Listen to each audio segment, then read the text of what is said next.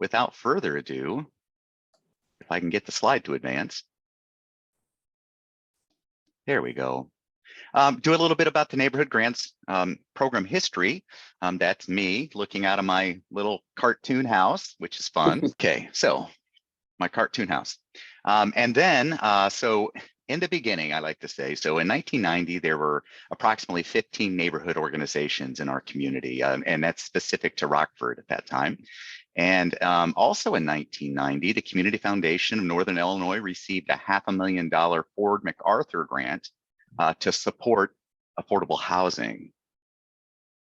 And what we did was back then, we began working with some different development groups within the community. That was Rockford Neighborhood Redevelopment, Zion Development, Trinity House, and the Rockford Area Habitat for Humanity. And then also some local banks and realtors to look for ways to promote affordable housing. This is way back in '90. And during that time with some of those grant dollars, it was the Ford MacArthur said that we had to use some of those dollars to get dollars out into the community organizations who could do some work within the neighborhoods. So we awarded $250,000 worth of grants to these 4 different neighborhood development organizations. And that sort of happened between 1991 and 1993. But then really as a direct result of this work that was being done and working with these partners to look at affordable housing, a direct result was the establishment of the Rockford Area Affordable Housing Coalition in 1991. And that was a big step there. But as we continued to work with the Rockford Affordable Housing Coalition, started to see that there was a little bit of a need for there to be some dollars out there for grassroots organizations that were working within their neighborhoods. And so that were basically led by residents within the neighborhoods and not so much people outside of the neighborhoods or professional organizations working on behalf of a neighborhood. And so we established the Neighborhood Grants Program at that time in 1995.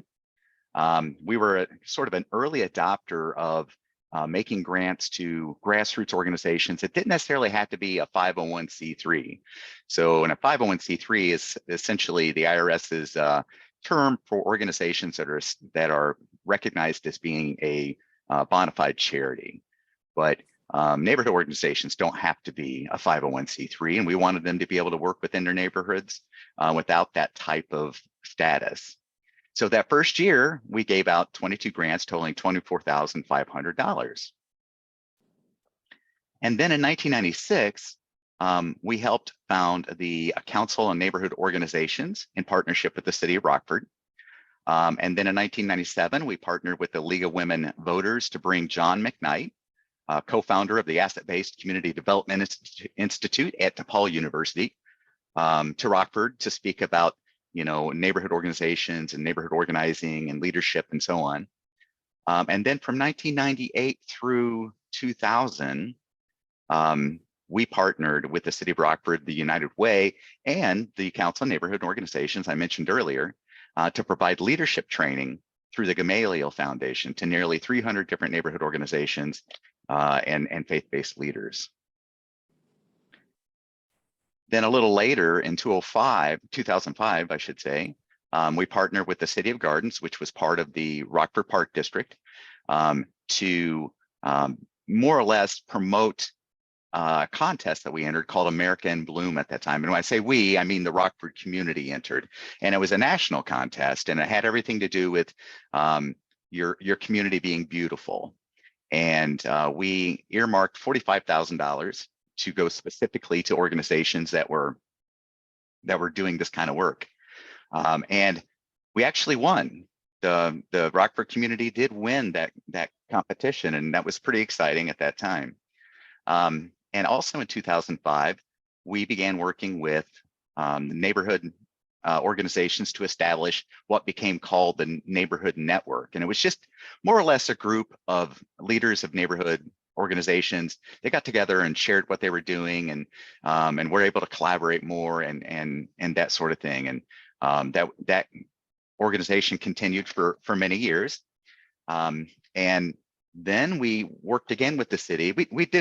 We've always tried to work with other organizations, because trying to work in a vacuum, especially with something like this, like a neighborhood grants program, doesn't usually work. So we partnered with the city of Rockford, and I don't know if you recall, but back then Larry Morrissey was theming some of the work that they did as excellence everywhere, and how can we improve our community in all aspects. And so we did that, and we made Civic Pride a big piece of our neighborhood grants program. And it also extended to our youth grant program that we have here at the Community Foundation.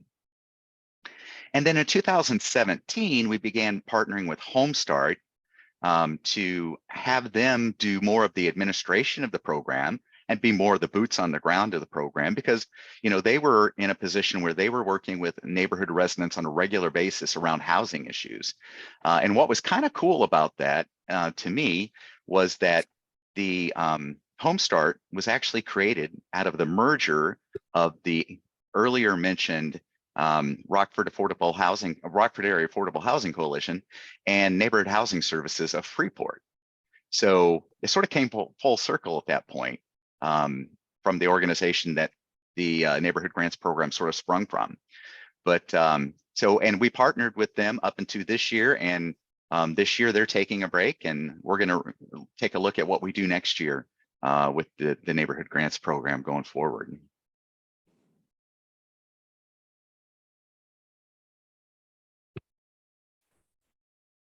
So I think I just talked about all that stuff.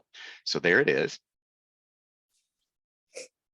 All right. So 27 years later from starting the neighborhood grants program, there were as many as 90 different neighborhood organizations at one time.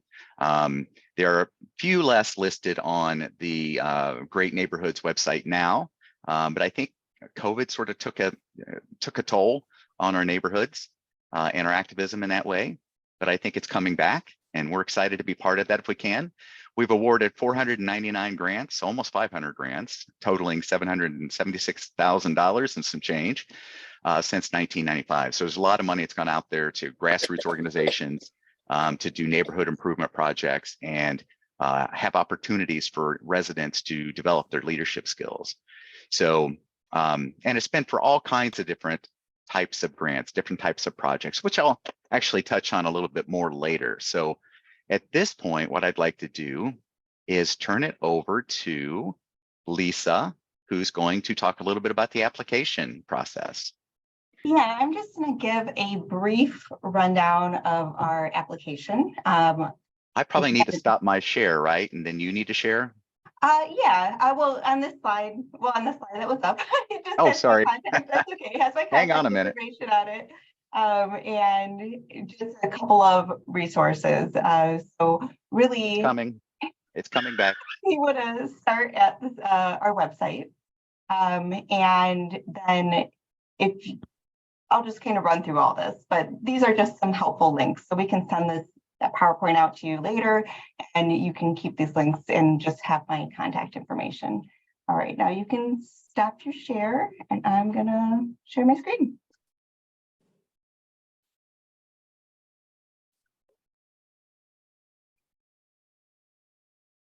We need some zippy hold music, huh? Yes. So you want to start on our website. And I'm just going to give you a little rundown of the places that you might find some resources. So here's the resource tab, and you want to go to resources for grant seekers. We have a ton of information on here. I'm not going to go through it all, but we have a bunch of videos you can watch. You could read our written tutorial.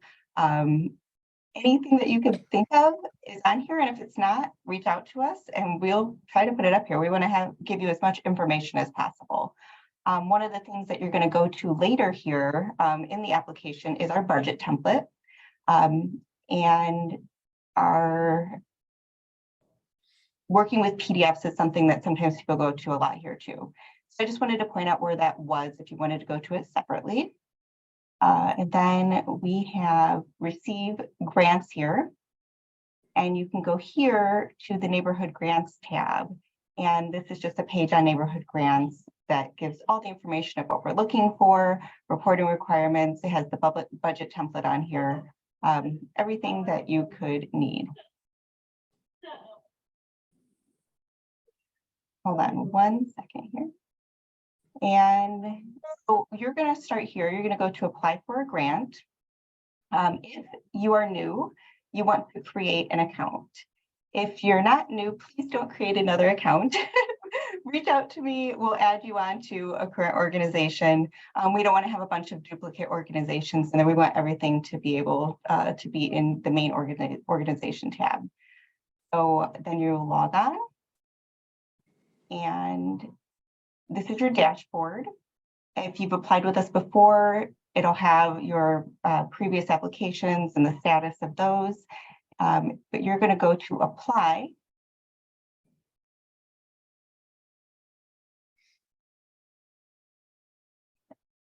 And these are the applications that are open right now.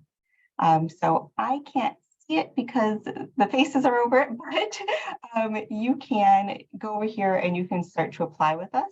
I already started an application just to show you. So we're going to go back, but this is where you'd go. You go to this apply button over here, and then you go to apply over here when you want to start.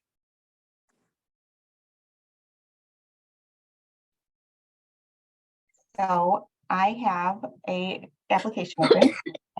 As you go through this, if you don't finish it all in one day, you will save it, and then you can go back to your dashboard to edit the application.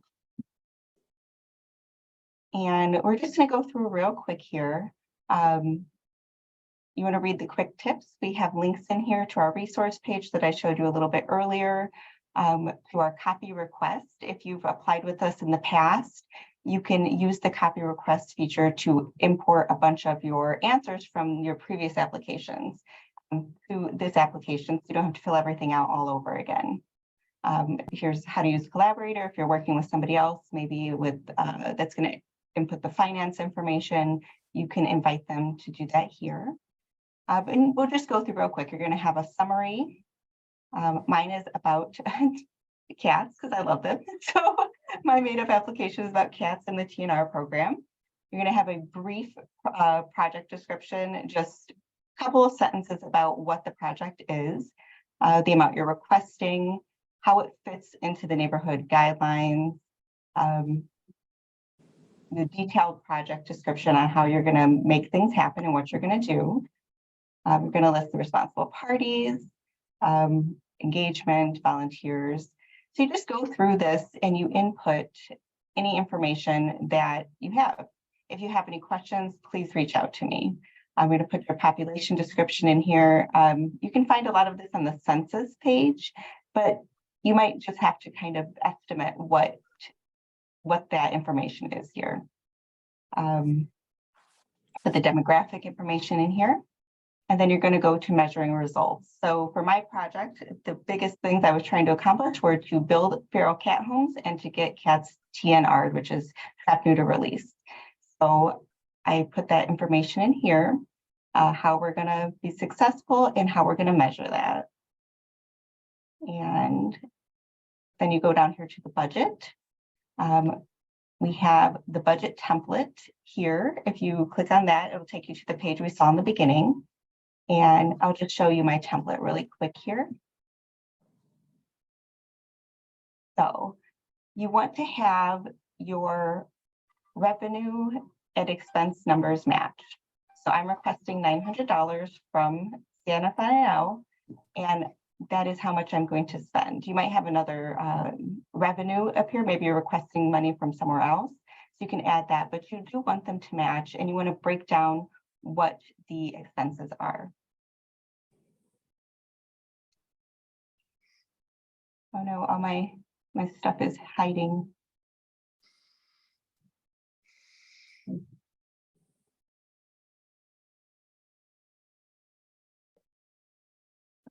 There we go. If something costs more than $500, or you have like, if this was instead of 360 right here, if that were 560, you would want to include 2 quotes for that. If it's less than $500, just put that information in the budget narrative. You're going to enter a little bit of information about your organization. your neighborhood boundaries, board of directors, and then your financial information here, or whoever the financial contact is that you'll be using. And then you sign the application and you apply. You submit your application, and then you wait for the results from us.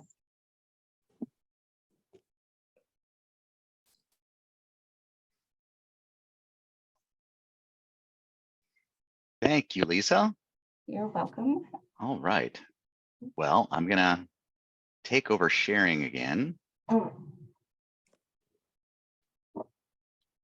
James, do you want to have our two, the two Yeah, folks who joined us?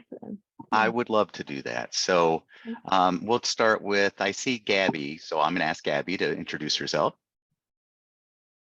Hey everyone, my name is Gabrielle Sims.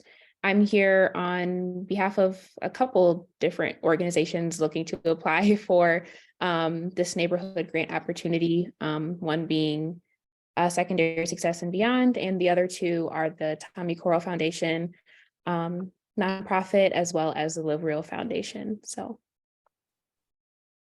Awesome, thank you. And the other person was, I think it's Susan. Yep. Hi, I'm Susan McPherson. I've just in the last month started a senior drop-in center at my church. I have been teaching a senior exercise class for more than a year, and taught for a lot of years before then, but there was just a little nudge that told me that I needed to start a program based on a Facebook, a Nextdoor Facebook thread where lots of seniors said they wanted a place to go in Rockford. So I just put out some information on the Facebook, and I've had lots and lots of responses, and we've had 2 meetings, and now we're ready to start tomorrow. I mean, they're so excited about this. They were like, let's stop having meetings and let's start having a drop-in center. So we start tomorrow, and I've never done a grant before, no idea what I'm doing. So this is all just brand new, jump in with both feet and you know, hold your nose and hope you don't drown. So that's what the drop-in center is at Spring Creek United Church of Christ. Okay. Well, Susan, this is a great program for you to start on. It's one of our simpler applications. It kind of walks you through it. From that perspective, that's really nice for you. Yes. But thank you. Thank you for introducing yourself. So what I'm going to talk about now is sort of the guidelines of the program. And that has to do with, you know, the kinds of things we'll fund, the things we don't fund, some of the, you know, little rules and things that we follow and what the purpose is and so on. So it's a great place to start, though. The purpose of the grant program. It's really exists to promote resident participation and leadership in neighborhood-based groups and within their smaller community, the neighborhood, and to encourage and support the work of neighborhood-based groups and organizations trying to preserve and or improve the quality of life in their neighborhoods. We look for programs that are going to invest in and build on the existing strengths in the neighborhood. So if you have a church, as you mentioned, Susan, or maybe there's a business, some partnership with some of those organizations, build on those things. There are other physical assets. Maybe it's a park or something like that. How does that perhaps blend into whatever program you're doing and support it? And then also just to promote civic pride so that we're proud of place and where we live. And that sort of thing. Who's eligible? Well, we talked a little bit about this. You could be a 501c3 tax exempt, not-for-profit organization, but you don't have to be. You can also just be an organized group. It does have to be an organized group carrying out a charitable purpose for the common good. So neighborhood organization in our case, in this particular situation, for the most part. But I said organized group, and that kind of means having some things in place, like having a minimum of 3 active leaders, And then having a process to manage the funds, which more or less comes down to having a banking account that's in the name of the organization or the applicant organization. And then, of course, to be operated and organized so that there is no discrimination on the basis of race, color, sex, sexual orientation, religion, age, national or ethnic origin, political beliefs, veteran status, disability, or any other factor prohibited by applicable law. So that's always important. That's the case with all of our grant programs. A few other things here need to be located within Boone, Ogle, Stevenson, and Winnebago counties. Years ago, it was just Winnebago County, but when we started partnering with Homestart, one of the benefits were that they were able to expand into the rest of our service area. So that's still the case. But you need to have a plan to implement a project that will benefit residents of a defined geographic area. In other words, your neighborhood area. So it's not, broadly Rockford. It's more within a specific geography within the community. And you need to have the capacity to complete the proposed project by the end of the year. These are meant to be fairly short projects that are done quickly. And you also need to be current on any final reports that you might owe for past neighborhood grant programs. And if you never applied before, that's not a problem. But if you have applied before, you'll want to make sure you have those in to be eligible, because we like to see the good stuff that you're doing. So what kinds of things will we fund? Most importantly, and the main thing here is projects and programs that are generated, led, and executed by residents of the neighborhood to the extent that it's possible. It's not that there can't be partnerships with nonprofit organizations or with churches or with even for-profit businesses as an asset in the community, or a community center, for an example. So those partnerships are great and add to the your project and your proposal. But what's really important is that the neighbors and residents are engaged in the process and leading to the extent that they can. And we already talked about building on assets in the community. And I just talked about encouraging partnerships. So we do encourage that. And sometimes there have been actually neighborhoods who have partnered together. Maybe they share a boundary or something, and they're doing something together in a particular park or something. That's also something that's pretty good to see happening. So the maximum grant size is $2,500. That's not, don't feel like you have to ask for that much. Just ask for what you need under that threshold. What kinds of things? Well, we've done resident-focused seminars, we've done community gardens, we've done organizing and newsletters, we've done reforestation projects, reforestation projects. I thought it was misspelled. Is it misspelled? It looks misspelled. Neighborhood cleanups, just neighborhood activities and surveys, crime prevention activities. And as far as that goes, we had one, the Coronado Haskell neighborhood. I always love this one because I just thought it was so fun. But they applied for $260 to purchase brooms and stickers. And the stickers they put on the brooms, and it said, "Sweep it to keep it." And the idea is all the residents were gonna march around the neighborhood with these brooms, with this little sign on it, and try to make it clear that they're standing against crime in their neighborhood. And I was part of the parade. It was a lot of fun. And what's even more fun is that they had to give us some money, or they gave us money back because they got a heck of a deal on brooms at Walmart. So I think it only ended up costing like $180. But that's, creative and a kind of a fun thing to do to engage, the residents of the community and take ownership of their neighborhood. And of course, we do a lot of beautification projects. It's an easy way to make an improvement within your neighborhood that everybody can be involved in, and it's an instant sort of thing, and everybody gets to work together. So those are very common. But there are a few things to keep in mind, though, when it comes to any of the beautification projects. So the first thing is that permanent fixtures, things like trash receptacles or planters or things like that, have to be on public property or common areas, not within somebody's personal yard. And the landscape projects also must be, what we would call permanent improvements to the area. So we're not purchasing annual plants that will die off and then have to be purchased again. It's not that you can't supplement from your neighborhood budget and so on to have those beautiful, colorful annuals. But we're more interested in the things that will be there year after year, like shrubs and trees and perennials. The landscape projects that you do must have a maintenance plan. That means, how are you going to keep it watered? How are you going to keep it weeded? How are you going to keep it up? That kind of thing.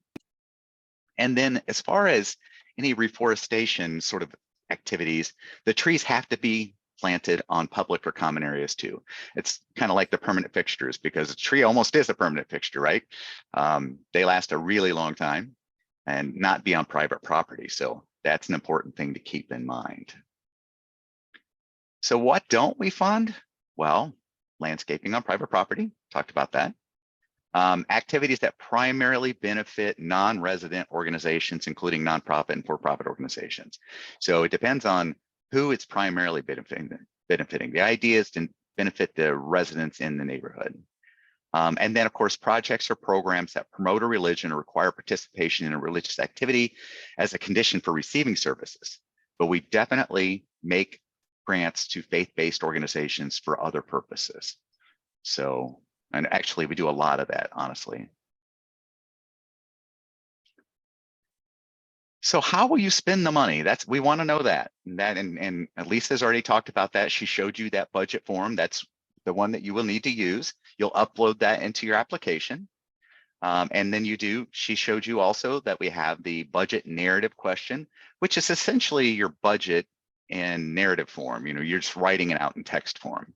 And it's also your place where you can provide a little bit more detail as needed, because the budget template's made to be very, very concise.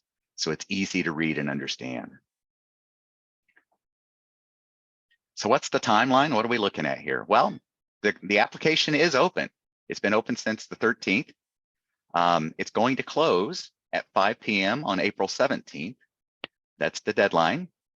And we'll make our awards in May.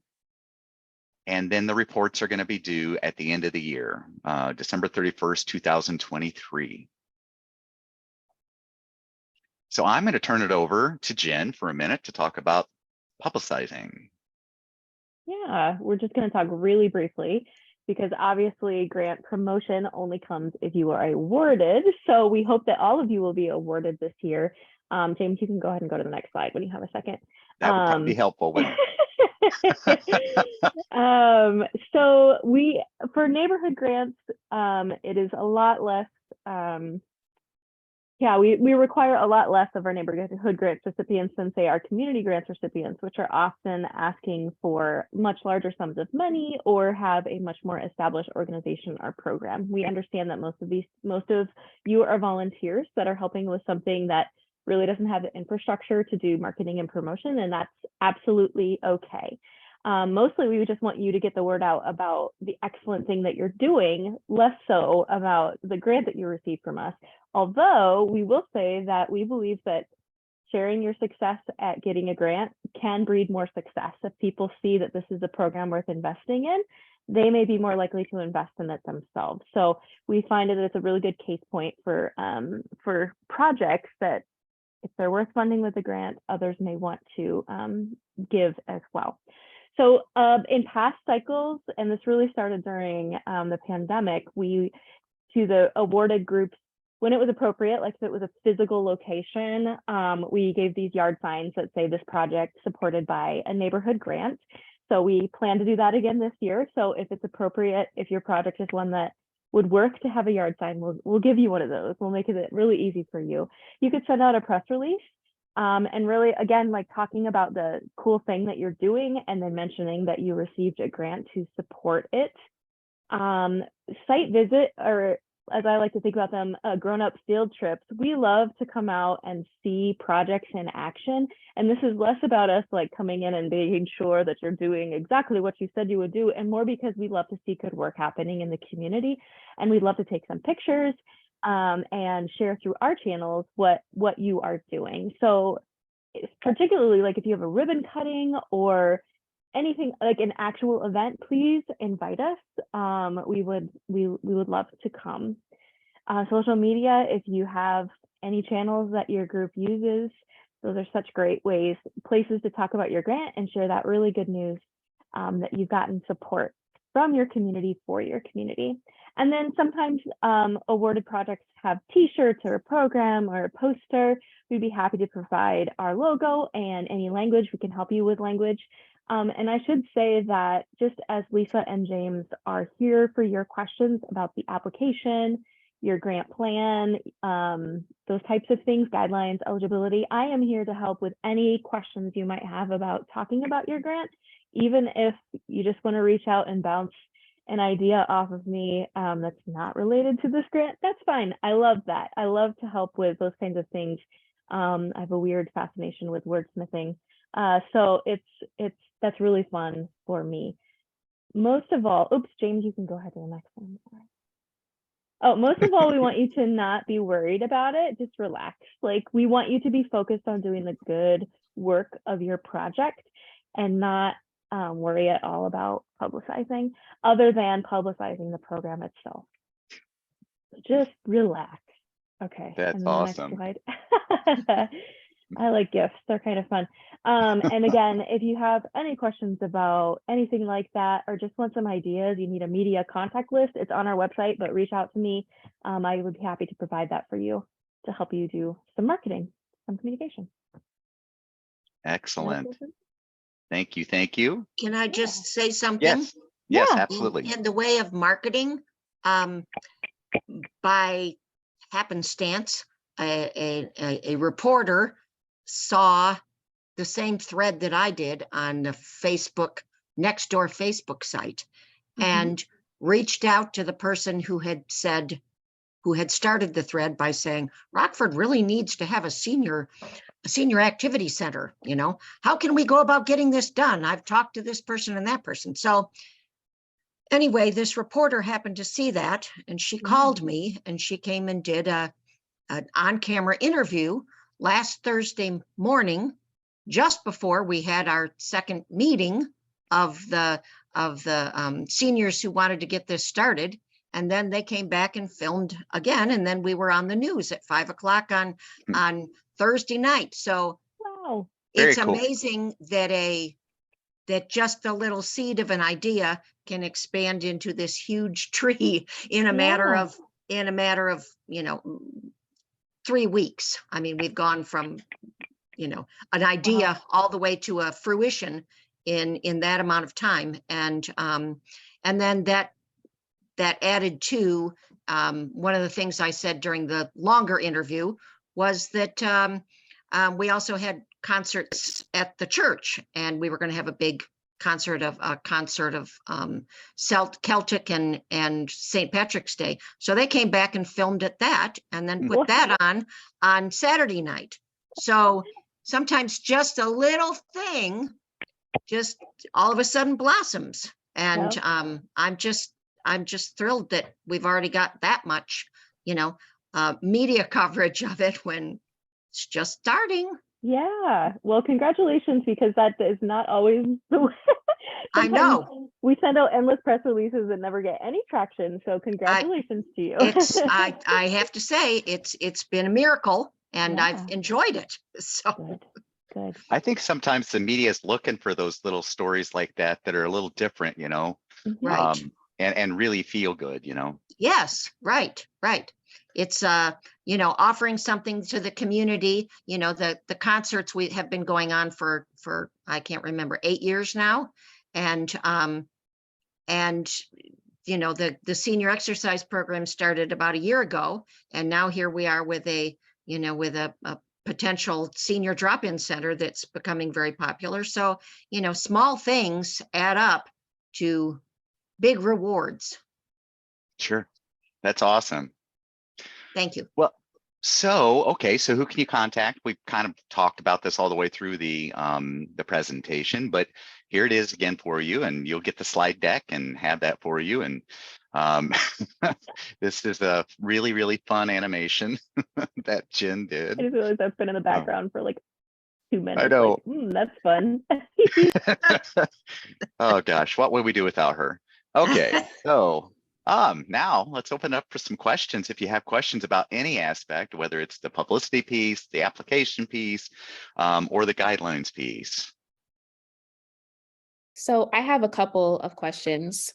Like I talked about earlier, I'm kind of here on behalf of 3 organizations because we are all housed in the same office space that was donated to us through the Zion Development and United Way.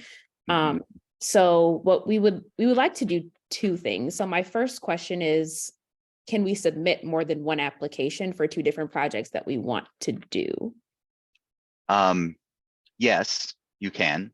Are they on behalf of the same organization?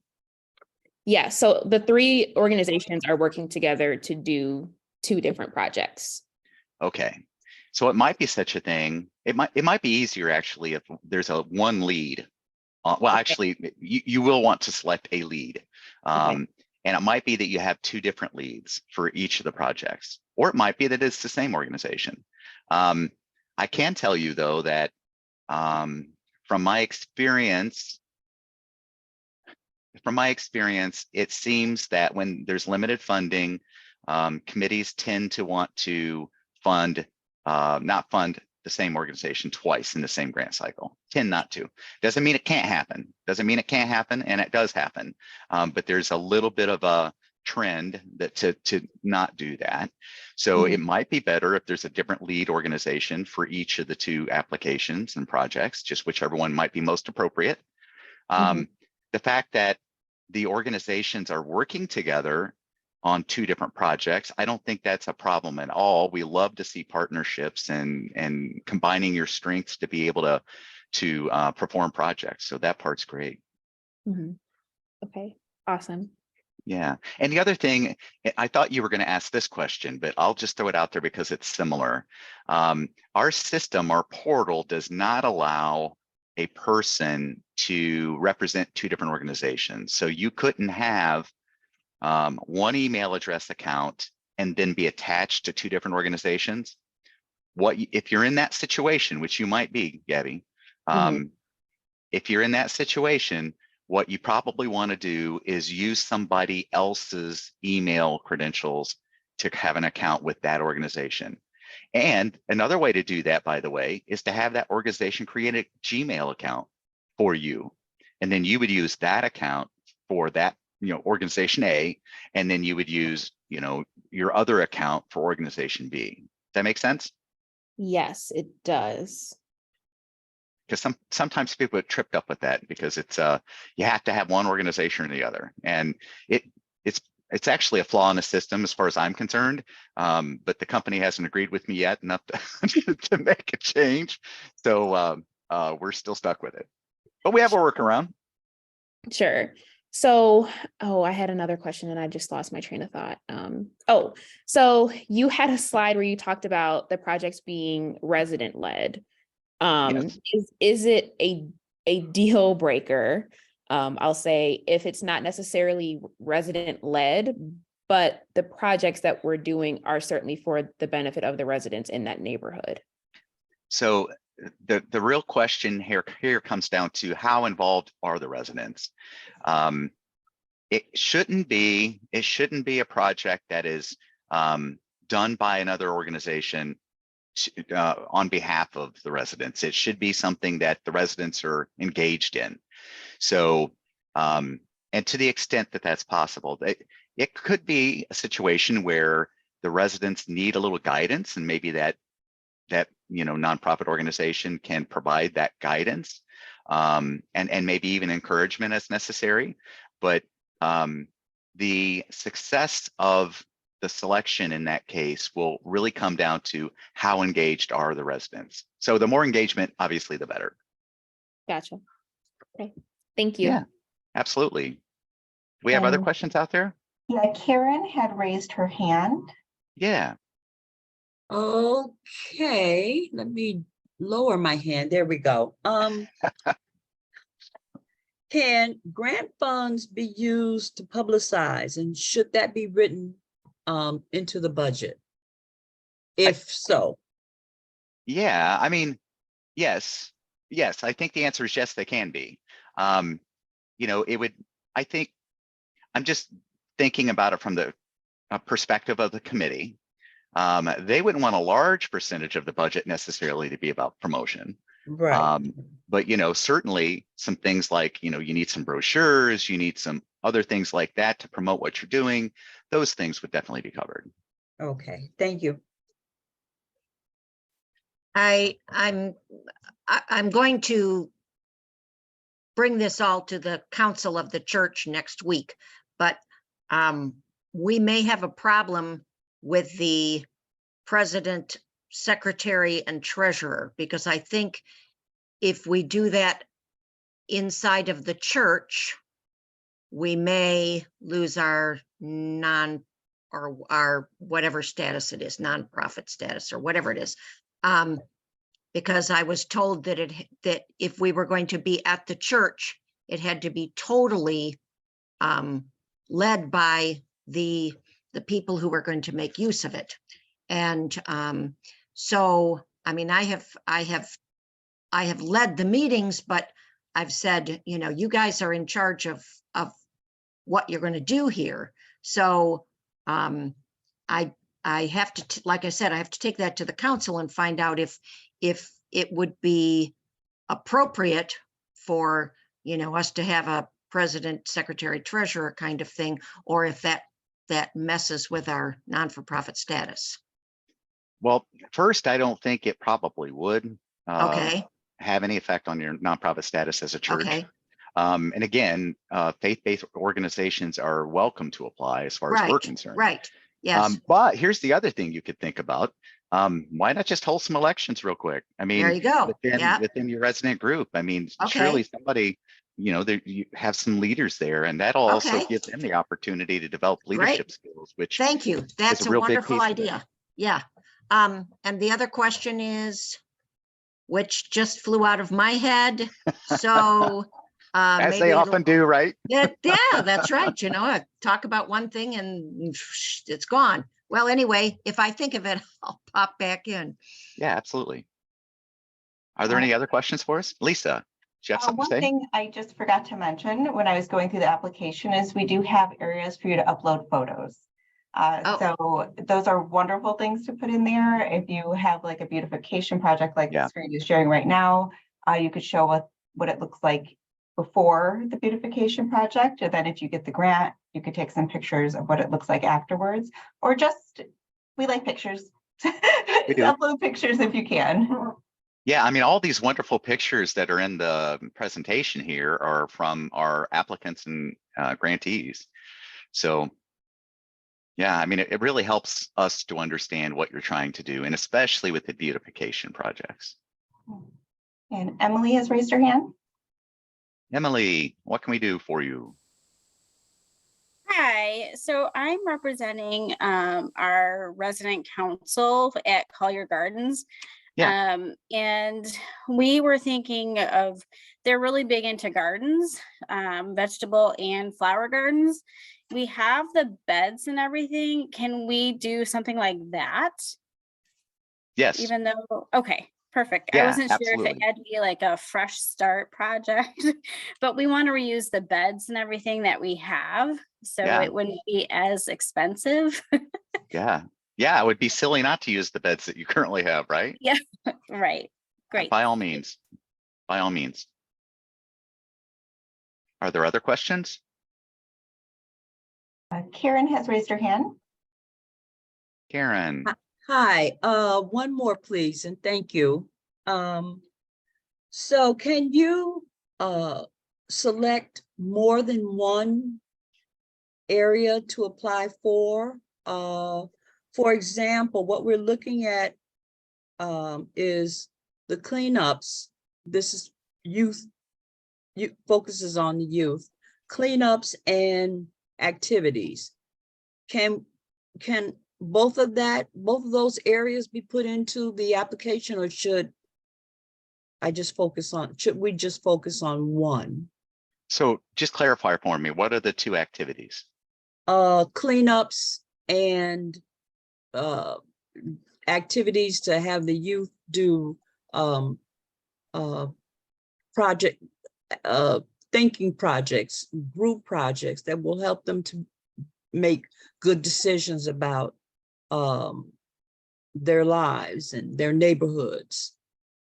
So typically, well, here, the simple answer is you could do it either way. But from my experience, what I've seen is sometimes it makes the application more difficult to understand if it's about two distinct things. And it sounds like that maybe is fairly distinct. So in that case, I almost might say two different applications. That can be done. You could do that, yes. One organization can apply multiple times. But then earlier I'd mentioned, I think to Gabby about, sometimes it's better if it is from two different organizations, if the budget is tight, and sometimes it is, but then there are other times that we have funded the same organization to do two different activities. So there's not a hard and fast rule on that. It's just what I'm sharing is kind of what I've seen the committees do in the past. So if you would like to try that, I think you should try that. And you never know, sometimes they do get funded. And it all depends on what comes in, that particular grant cycle. Sometimes there aren't as many, great proposals, and some So things you will get take funded. whatever you get, huh? Well, not quite whatever we get, but there is a sorry. threshold. Bad joke, I'm sorry. No. Nothing. We like jokes. So any James, other I was questions? gonna say, Yeah. James, I was have- gonna say an example ahead. of that would be the West State group. Now, Yeah. granted, theirs was like multiple activities that were related to beautification, but they were completely separate activities in completely different seasons. There was like summer cleanup and plantings, and then there was West State Shines, which was like the holiday decorations, and the terrifying picture of the Grinch that was in this presentation. That was them. So it had a cohesive theme, but they were entirely separate activities. So Karen, I think if you have a logical way to connect those, like if the youth are doing the beautification and then they're doing these activities supplemental to that, right? Like they're both building on each other. I think that could work in one application, but James is right. You can also put in two. Thank you very much. So I have one more question. All right. Since my senior group is basically people from all over the city, it isn't necessarily the neighborhood of the church. It's neighborhoods all over. Is that a problem? Is that a problem? That's a good question. We don't have a hard and fast answer on that one. Okay. I think it's one of those things that it's going to be, the committee will weigh it, and they'll Okay. compare it to the other applications they have, and Okay. if the resident or the seniors are really engaged in some fashion where it's really them doing the programming, Yeah. that may be enough to Okay. minimize the Okay. non-neighborhood aspect of it. Okay. Because, I've held ever since the beginning, this is, we're providing the space, you're providing the energy and the enthusiasm and the plans, and I don't really even know where most of them live, but like I said, it's I can find that out, but it's mainly people who have the next door app from Facebook. So Yeah. I don't know demographically how that works, but that I appreciate that answer. So thank you. Sure. And you can also discuss and follow through with making a special point to try to get the seniors in that neighborhood that the church is located. Oh, yeah, to yeah. attend. Right. A lot of the seniors probably go to the church. Maybe they could make an announcement if they Uh-huh. were that, or put out some flyers or something. Right, just to right. show that you're trying to engage the neighborhood as much as possible. Okay. All right. Thank you. Excellent. Other questions? This group has had some really great questions. Really good questions. Yeah. Often we get like silence radio I silence. know, right? Are they asleep? I don't like silence. I don't like silence at all. I like to fill it with lots of talk. All right. Well, okay. No more questions. Going once, going twice, going 3 times. So now it's just time for us to say thank you for spending an hour of your evening with us, talking about neighborhood grants. And again, you know who to contact if you have questions. We are absolutely willing to answer questions. We encourage that. So if you run into any sort of snags and just want to let us know what those are, and we can work through them with you. So we do encourage that. But having said that, Jen, did you want to say something? I looked like you were gonna say something. Yeah, sometimes folks, particularly folks like this who don't, you're not working for an organization, so you have like an office with reliable internet, although you've turned into a webinar, so you're all doing great. But sometimes people need a space to come and work on your application, or maybe you'd like a little bit of work time with one of us to help you through that. You are more than welcome to schedule a time. I'm definitely volunteering Lisa for this because this is usually, she's the one who does that. But like, if you need help in that way, come into our office, bring your laptop. We have computers that you could use. So if you or other people that you hear of that are applying for these grants, like if that's a barrier for them to be able to, I should just say, don't let that be a barrier. We Okay. would love to help in that way too. Yeah, and Lisa's great to work with. She'll help you as much as she can. Yeah. But not Jennifer Not and not you? How does that work? I don't know. I guess definitely Jennifer. I Okay. guess it remains to be seen about me. So Cool. Well, thank you for all of your help and for answering all those questions and for making me feel as if, you know, this might be possible after all, since this is only my second Zoom meeting ever, oh wow. amazingly. Done very well. And on top of that, you know, it'll be my first grant. So A lot of firsts. yes, many firsts. Okay. All right, folks. Have a great evening. Thank you so much. Thank you very much.